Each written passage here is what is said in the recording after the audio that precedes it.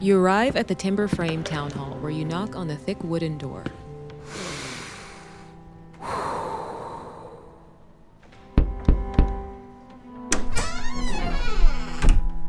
It takes a few moments for a stooping man with a bald head to appear. It's Alderman Silas Croft. Oh, another volunteer. Good, good. I didn't expect anyone else in today. Come on in. You follow him into a candlelit room where a long, dark wooded table stands with some items on it. A cold, notably clean fireplace sits in one wall. The leaded windows frame warped glass. Here. He hands you a parchment and you roll it out and see a rough map of the Dark Weald.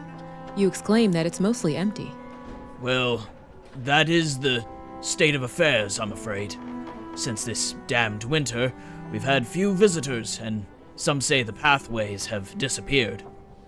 Our hunters are all dead or missing. The forest has, unfortunately, changed. That's why you're here, is it not? To help out? You nod and he hands you a tired-looking sword. That's all we have, I'm afraid. But it is metal, which is not that common in these parts. Oh, and this.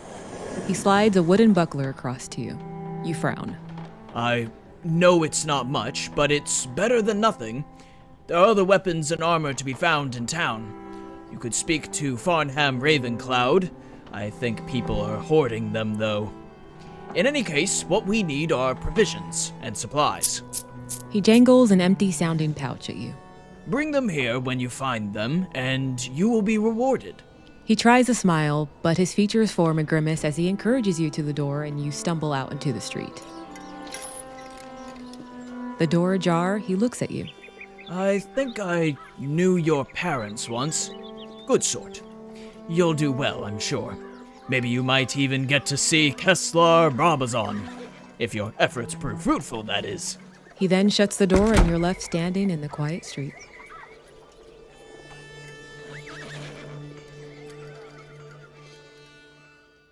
Welcome to Grimscar.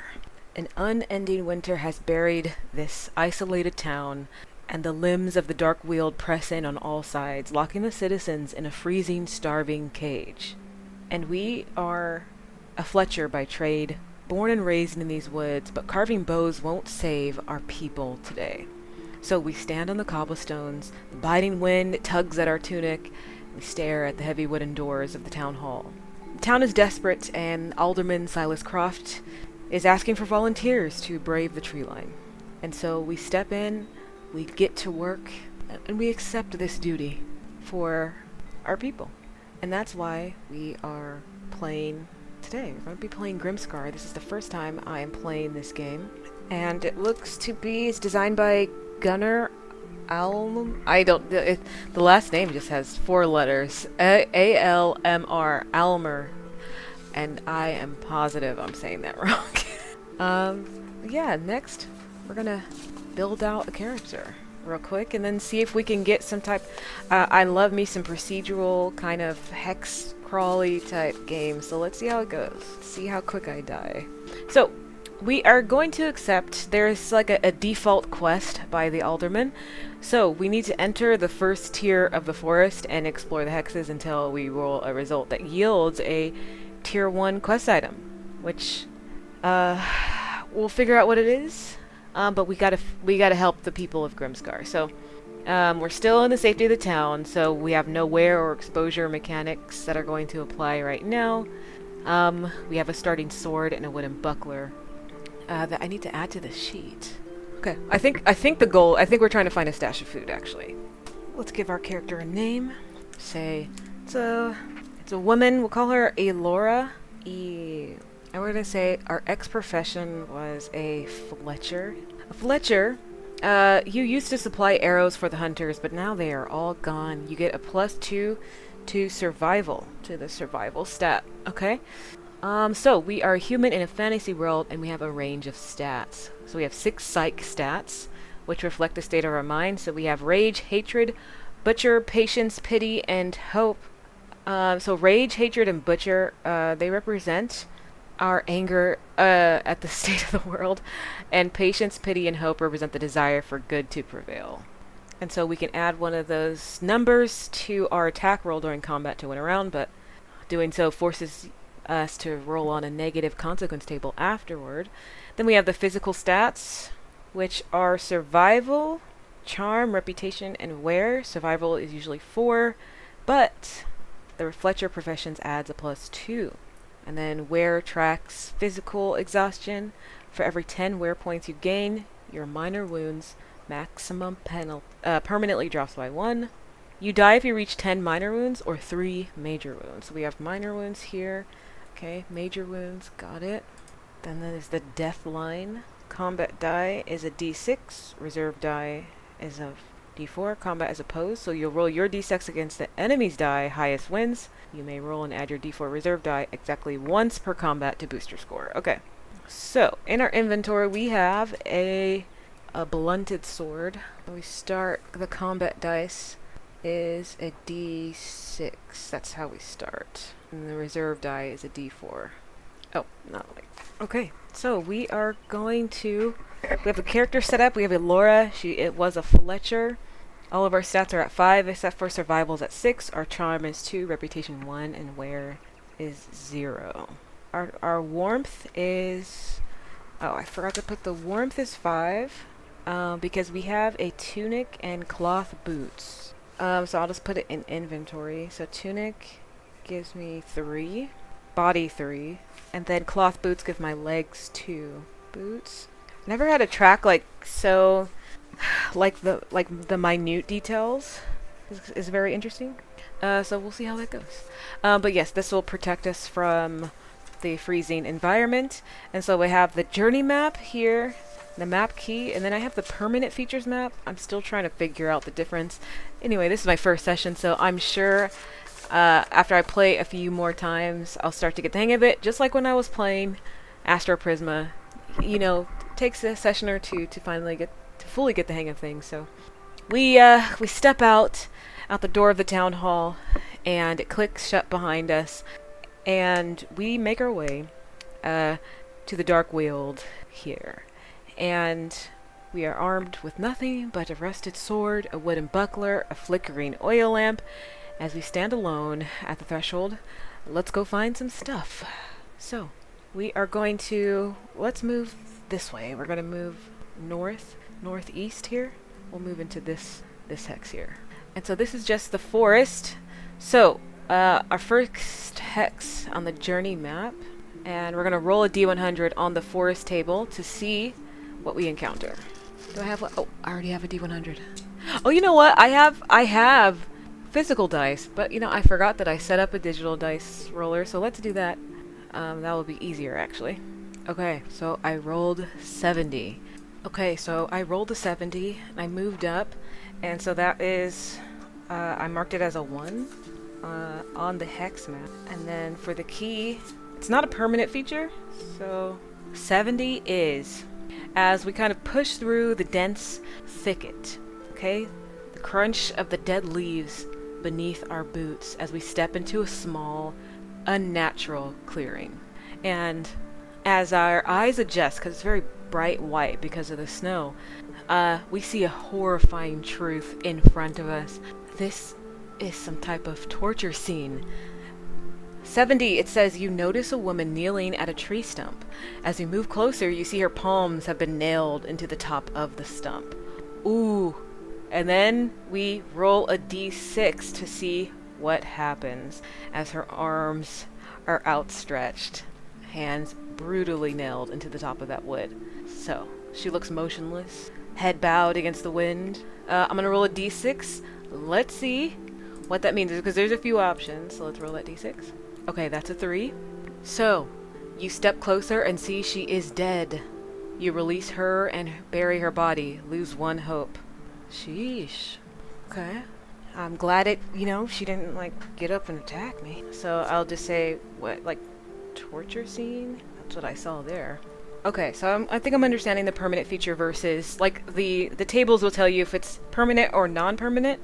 And so for right now, I'm tracking non-permanent stuff, but as soon as I go back to town, I can erase it all. Because it should be different if I go back out. But if it is permanent, that thing is staying there. So then I'll go to the permanent feature. For example, I'll put a letter A and say, oh, there's an old shack here. And that is going to stay there, apparently. So, yeah, okay, I'm getting it. So, that was the first thing we saw. Let's go here next. I know that we can go up to 18, I believe. We can explore as many as 18 hexes in one journey. If you don't make it back before the 19th hex, then you have perished in the forest. So, give yourself plenty of time to return. So, Hex 1 is now resolved. There's no combat, but it does showcase a very bleak reality of the forest. And so our hope stat goes down by 1, so my hope is now a 4. Makes sense? So I kind of draw my sword, step cautiously into the clearing, and I approach the stump even closer, and then the grim reality settles over me. The woman is already dead, skin pale, frozen in this winter. Then I sheathe the blade. I work the nails loose and catch her body as it falls, and I spend the next hour digging through the dirt and the roots to carve out some type of shallow grave for this woman, lay her to rest, cover her with the frozen earth, and as the silence of the forest feels a little bit heavier now, we press on. There's a bit of quiet despair, but we stand back up, brush the dirt off our tunic, and we continue on. There still is starving children waiting for supplies, so we push deeper into the Dark Weald. So I drew a 2 on our map, and we're going to roll another D100 to see what lies ahead. Okay, so that is 18. So I rolled an 18. In this hex here, we see a massive trunk. One of the trees here was once a giant specimen, but it is old and only its massive cracked trunk remains. This is not a permanent feature, but there is a hollow inside that might conceal something to it, and we are drawn to it. So I'm going to roll a d6 to see what we find. We feel this kind of strange pull to reach in and find out what is inside. Let's roll that d6. That is a 1. So, you recoil as you see it is full of human limbs, blood pooled at the bottom. Lose 1 hope, gain 1 hatred. Ooh, I don't know what happens when I lose hope. I'll have to read that rule again, but my hope is now at 3. Hatred is now at... So, this discovery takes a mental toll. But again, there is no combat, so our psyche stats are starting to change immediately. Our psyche stats cap how much we can boost a combat roll. So our hatred is now my strongest asset in a fight, allowing me to add up to 6 in an attack roll. However, relying on hatred forces me to roll on that hatred consequences table afterward, which is interesting. I think that's really cool. It leads to physical wear or minor wounds or things like that. So hope is dwindling, meaning I have less of a heroic buffer there. So we still have not found a tier 1 quest item, which is the food stash for the Alderman. So we will continue our search as I kind of flinch backward, our boot catching on some type of frost-covered root, and the cavity is packed with severed human limbs. As we see that at the base of the pile, a thick, half-frozen pool of blood glistens in the lamplight. And this, I think it's the sheer brutality of the trap that strikes us so hard, and the despair of this place just hollows out another piece of our spirit, and it's replaced instantly by this bitter rising anger. But we steady our breathing, we grip our sword, knuckles are tight, and we continue on. We push our anger forward as we go. Let's go up. So we're gonna go here. Oh, 2 was a trunk, a hollowed out trunk. So let's actually go here. That's going to be Hex 3. So Hex 3 is drawn on the journey map, and then we are going to roll another D100 to see what we get. What's in this hex? Okay, that is 43. Okay, so more tree stumps. This is not a permanent fixture. So we continue on, and each hex is just 1 hour here. So we're in our 3rd hour, and we come upon some tree stumps. So we come to an area where 5 or 6 trees have been felled. The stumps are old, though, as this happened years ago. Saplings have filled the area, but we spot something on the stump. So we're going to roll a d6. What? Okay, a 1. You sense something dark here. A rune is carved into the stump. From behind, it scurries a Mucil Thrall. Defend yourself! Uh-oh. Okay, let's do it. Okay, so we have a Mucil Thrall, and we have to defend ourselves, so I'm guessing that means combat. And I have the combat sheet here, and then I also have a sheet that, like, explains what the combat sheet, what each section means. So, track how many minor wounds I have here, cross off stats as I use them, death line, major wounds, foe type, death line. Oh, this is the foe's side. Okay. Okay, so you guys are gonna kind of bear with me as I'm learning how combat works in this game for the first time. So we have Mucil Thrall. Its combat die is a d6. Okay, the reserve die is a d6. Minor wounds 4, major wounds 2. So, Mucil Thralls often appear in places such as wrecked carriages or trapped trees, their bodies smeared with tar and resin, bound or reshaped until little humanity remains. Their forms appear infected, perhaps undead corpses reanimated by a cruel energy. They strike suddenly and violently, a seemingly lifeless body revealed as a thrall as it jerks into motion, black substances oozing from its frame. Okay. So, if the thrall rolls a 2, I suffer 1 wear as it splatters on me. And then if I roll a 6 for it, we suffer an extra minor wound because we do not have armor, and then they will scratch us. Oh, okay. See, we need some armor for our arms. They're just laid out bare. Okay, so combat is resolved in rounds via opposed rolls. So, we're going to do this. I'm going to roll 1d6 for Elora's attack, and then 1d6 for the thrall's attack. Okay, looks like the enemy has a reserve die. Interesting. Enemy is pretty stacked like we are, but it has ability. So we're not going to apply damage yet. Let's just roll the d6 and see. So here we go. d6 for Elora. Okay. Okay, rolled a 4. Okay, I'm hoping I don't roll a 2 or a 6. Okay, that's a 5. Okay, so because my 4, I'm currently losing this round by 1 point because the 5 is not double my roll of 4. Like the thrall rolled a 5, but it didn't trigger its ability. So I have a couple choices. I can accept the loss and take 1 minor wound. I have a maximum of 10. I can roll my reserve die and add it to my 4. So if I rolled a 2 or higher, I'll beat its 5 and deal damage to it instead. But I can only use that once per combat. I could spend a psyche stat to instantly boost the score to 10. I would win the round and deal minor wound to the thrall, but I would immediately have to roll on that table. So, okay, this is interesting. How about... It's fine, I'll take a minor wound. It doesn't splatter or scratch me, but maybe, I don't know, if it pushes me or something and I fall. But I'm gonna say, because I scramble backwards as its jerky movements are unnerving. I'm going to accept the loss. I'm going to take 1 minor wound. I'm going to put 1 here just to track that. The creature is fast. I'm going to accept the hit. Okay, so Elora takes a hit to preserve some resources for now. We now have 1 minor wound. Okay, that's where we track the minor wounds. Just double checking. So we are moving into round 2 of combat. So we're going to roll another d6 for Elora and the enemy's combat die as well. Okay, we don't want a 2 or a 6, but for me, I'm rolling.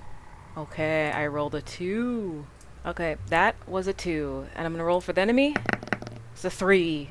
Okay, I'm just glad I didn't trigger the ability. At this point, I'm glad I didn't trigger that. Okay. Okay, so again, I'm losing by 1 point. I didn't trigger the ability. I could accept the hit. I would take another minor wound. I can use my reserve die. I only need 2 to take the lead. However, the thrall has a d6 reserve die as well. The enemy AI rules that if it loses by a round by a margin equal to or less than half, which is 3, it will automatically roll its reserve to counter, thus beating me by a narrow margin, which will trigger its backup reserve. So that will be annoying. I can spend my hatred stat. Okay, I can add 6, and it will become 8. And then the difference will be higher than the thrall's reserve, and it will not use its reserve die.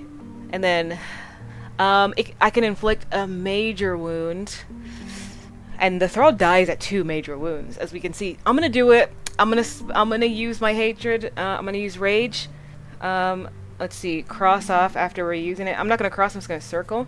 So I'm going to spend the rage. I'm going to add the 6. Oh, my rage is 5, actually. Or should I have used hatred? Oh, sorry, I've added rage. It's supposed to be hatred. They're so similar. So we're using hatred. Okay, so we inflict that major wound. Keep the hatred at 6, but we will use the hatred stat consequence table instead of the rage table to see how this emotion affects Elora. So we do need to roll a 1d10 for the creature major wound table and 1d6 hatred stat. So the creature is like nails hook into my shield, it pulls it down, and you see its jaws snap towards my exposed neck. But the wind is coming against my skin, panic is starting to swell, and hatred, as we know, because it's building up. I despise this thing. I loathe what the woods have done to it. And so, with a focused calm, I step straight into the creature's guard, and I drive the pommel of my rusted sword hard into its face, and it staggers backward.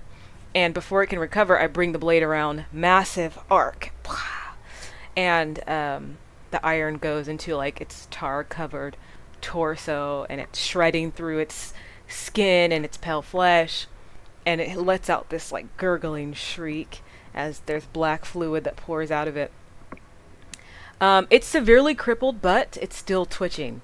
You know, it's still alive, has this unnatural life to it. So, I have struck a devastating blow, but I also have my own loathing threatens to poison my own mind. So, first let's roll on the creature major wound table. So I'm going to roll a d10. This is the table when the creature I'm fighting receives a major wound. So let's roll a d10. Let's see what it gets. Okay, rolled a 5. Crippling blow. You strike the beast high as it tries to block the attack. It's stunned and has -2 to its attack roll for the next round, as well as gaining an extra minor wound. Nice. Oh, that is cool. Okay, but I have a feeling that this game, like, it has cool stuff to go against enemies, but then also when it's your turn to take a hit, it's also cool from the creature's standpoint. So let's roll on the hatred stat consequence table. Okay, so that is a d6, and let's see what again. That's a 1. You become, oh no, nope, wrong one. Your hatred takes hold, and you try and grab your opponent and squeeze the life out of it, but your gut is exposed, and it strikes out. Gain 1 minor wound and lose 1 hope. Oh no! I mean, I like it. That, like, totally makes sense. Wow. Okay, so I gain a minor wound, so now I'm at 2. And then I lose another hope. Goes down to 2. Okay, so both rolls have been resolved. So, you know, I traded that massive advantage for, you know, pretty... Yeah, I have, like, physical, mental toll, so I take that minor wound. I'm now 2 out of 10. My hope is now 2 from 3, because we used hatred in this combat. The Thrall takes 1 major wound and an extra minor. Oh yeah, it has -2 to its next roll. Yes! That is a very nice advantage. I'm loving it. So, our sword crashes into the creature's collarbone, and then it, like, bites into the flesh. Yeah, and then it hits me. I shove the creature away. I'm clutching my gut. Like, its claws raked against my stomach, tore through my tunic, feeling some warm blood starting to leak. So let's do it. So we're gonna press the attack. Okay, we're gonna roll 1d6 for Elora. Okay, 3, and then we're going to roll a d6 for the enemy, but it has -2. Come on, let's roll a 1. Oh my god! Oh my god! I rolled a 1. Oh my god! Sometimes you just gotta put the roll out into the universe, and then it happens. What does -1 mean? I have no idea. That has to be something really positive, right? So we have, you know, very much decisively won this round. The differences between the score is 4, because 4 is greater than half of the Thrall's d6 reserve die. It cannot use its reserve die to save itself. Furthermore, because 3 is more than double the Thrall's -1, I can inflict a second major wound on this bad boy. Let's go. Oh my god, that's so cool. The creature tries to lunge, but the crippling strike to its collarbone, I was trying to go for the collarbone before, it throws it entirely off balance. And it tries to, it's holding on to its chest, there's this fluid leaking, and its movements are jerky, and it falls down to this agonized crawl, and it swipes wildly at the air, at me. And with no hesitation, step inside of its reach, bring the sword down, sharp, brutal chop. And the thrall collapses into the frost. And I'm standing there in the clearing, chest heaving, blood warming on the tear across my stomach. And that is it.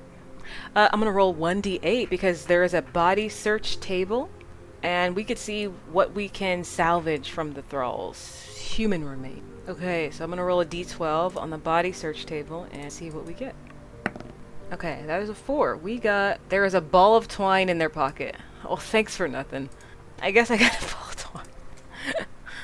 Sure, I'll get creative, I guess, and use the ball of twine in the future. I'll add it to my inventory. But from that fight, I believe I still have my wounds and stuff, so I do have two minor wounds. But I think I can get money for it, actually, for the ball of twine. So, I mean, every coin helps to buy better gear. So we're currently in Hex 3. Let's go to another Hex. Let's move down here. That's Hex 4. So, we are still searching, and we took down the Mucil Thrall. But we're still searching for the Alderman's food stash. We're going to push forward, and let's roll a D100 to see what we get. Okay, 88. We continue forward as after we, knelt beside the remains of this Mucil Thrall, found, twine that I can sell. We push deeper into the woods. I rolled an 88, and it is a dark recess that we come upon. The trees are well spaced here, and where the land dips down in amongst them, there is an overhanging rock formation. Beneath this is a dark recess. You have to pass it to continue, and as you do, something happens. So, we will roll a d6. Before you roll, you can spend 1 survival point to increase the total by 1. Survival. I do have 6 survival. Okay. I think this is a thing of, the higher you get, the better. So, I will spend 1 survival. I will take that option, and my survival will go down to a 5, as I will add that +1. So I'm gonna roll a d6 plus 1 and see what we get. Okay, 5. I'll take it. So the rock shifts and falls, crashing into the recess. A crow screams and launches into the sky. A tree begins to creak and trips towards you. Roll your reserve die. If the total is 4 or higher, you jump out of the way, otherwise you are caught and gain a minor wound. No save allowed. No armor save allowed. So let's roll our reserve die, which is, a d4. I have to roll a 4. Okay, here we go. Yes! Oh my god! Oh my god, oh my god. Oh my god. Okay. Oh my god, I rolled a 4. Whew! See, I'm only 4 hexes in, y'all. I'm only 4 hours in, and I don't want to die. I'm taking all these wounds. I'm already at 2 out of 10. I'm glad I don't have to take another. Phew, is what I'll say. Okay, so that is cool. Also, the reserve die resets after an encounter, so I'll have it available for the next hex. So,